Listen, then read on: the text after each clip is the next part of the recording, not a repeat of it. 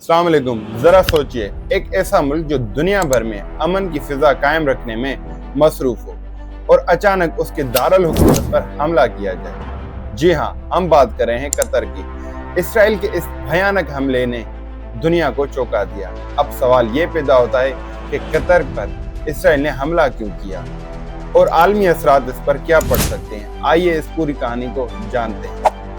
दोस्तों, ये वाकया 9 अक्टूबर 2025 की रात कतर के दारुल हुकूमत दोहा में पेश आया, जब कतर हुकाम और हमास की दीगर क़यादत गजा के सीज फायर और कैदियों की तबादल की कोशिश में मसरूफ थे। अचानक से इजरायली जंगी जहाज़ों ने कतर पर हमला कर दिया, जिसके नतीजे में 6 अफराद जांबाग हो गए। इजरायली हुकाम का कहना था कि हमने हमास की दीगर क़यादत को टारगेट करने की कोशिश की, मगर हमास का दावा था कि उनकी मरकजी क़यादत इस हमले में महफूज रही और ये हमला उस वक़्त किया गया जब अमेरिका के सरपरस्ती में गजा की सीज फायर को प्लान किया जा रहा था। दोस्तों, इस वाक़े के बाद कतर हुकाम ने इस हमले को बुज़दिलाना हमला करार दिया और कहा इजरायली अमन मुज़ाकरात को सबोताज करने की कोशिश कर रहा है।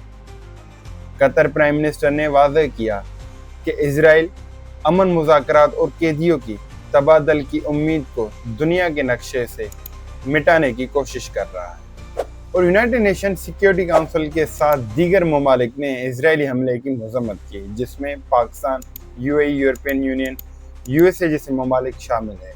यूएसए ने वाज़ेह कहा कि कतर एक खुद मुख्तियार मुल्क है और उसकी आलमी सलामती का एहतराम करना लाजम है।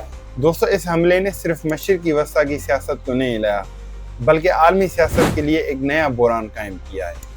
कतर जो हमेशा दोस्ती, अमन और भाईचारे का पैगाम देता रहा, आज वो खुद एक हालत जंग में खड़ा रहा है। अब सवाल ये है, अगर इसराइल एक खिलजी ममालिक के ऊपर हमला कर सकता है, क्या मुस्तकबिल में किसी और खित्ते के नए मुल्क को टारगेट बना सकता है? दोस्तों, कतर पे हमला किसी मुल्क पर हमला नहीं, बल्कि ये बैनुल अक़वामी क़वानीन और अक़वाम मुत्तहिदा पे हमला है। अब देखते हैं दुनिया जागती भी है या ये तारीख में एक नया सानिया बनकर रह जाएगा। खुदा हाफिज़।